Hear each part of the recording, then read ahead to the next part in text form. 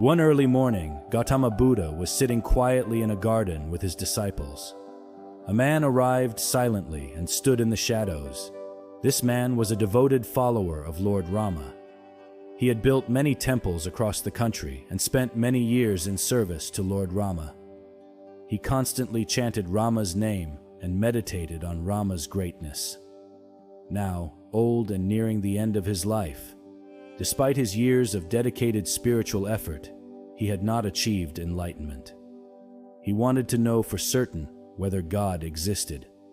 Upon hearing about the Enlightened One, he came to get his doubt resolved. When he felt it was safe to speak without being noticed, he asked Buddha, "O Enlightened One, please tell me the truth. Is there a God?" Buddha, sensing the man's deep devotion to Lord Rama, looked at him seriously and said, "No, my friend, there is no God." Buddha's disciples were relieved and joyous to finally hear the truth that there was no God. They began to mutter among themselves, sharing what Buddha had revealed. Whenever a disciple had previously asked this question, Buddha had remained silent, so they never knew for sure. The news spread throughout the town, and people celebrated the revelation that there was no God. They felt liberated from the ideas of hell, heaven, and a judgmental deity. As evening approached, the disciples once again gathered around Buddha. A materialist and lifelong atheist who had convinced thousands that there was no God approached Buddha.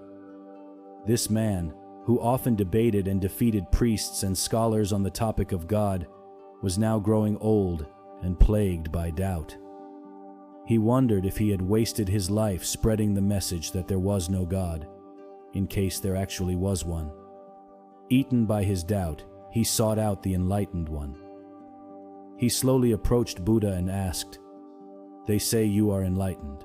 Please tell me, is there a God?" Knowing the man to be an atheist, Buddha replied firmly, "Yes, there is God." Once again, Buddha's disciples were confused. The town, having heard earlier that there was no God, was now bewildered. In life, the belief in God or the belief that there is no God are both equally futile. One must realize the truth within oneself. Whether or not there is a God should not determine one's behavior. Realizing oneself involves looking inward rather than searching for an external truth in the universe. Life is short, and one could spend their entire life pondering the existence of God. However, what truly matters is one's actions. If you are good, you are good. If you are bad, you are bad. Thank you so much for watching, and stay blessed.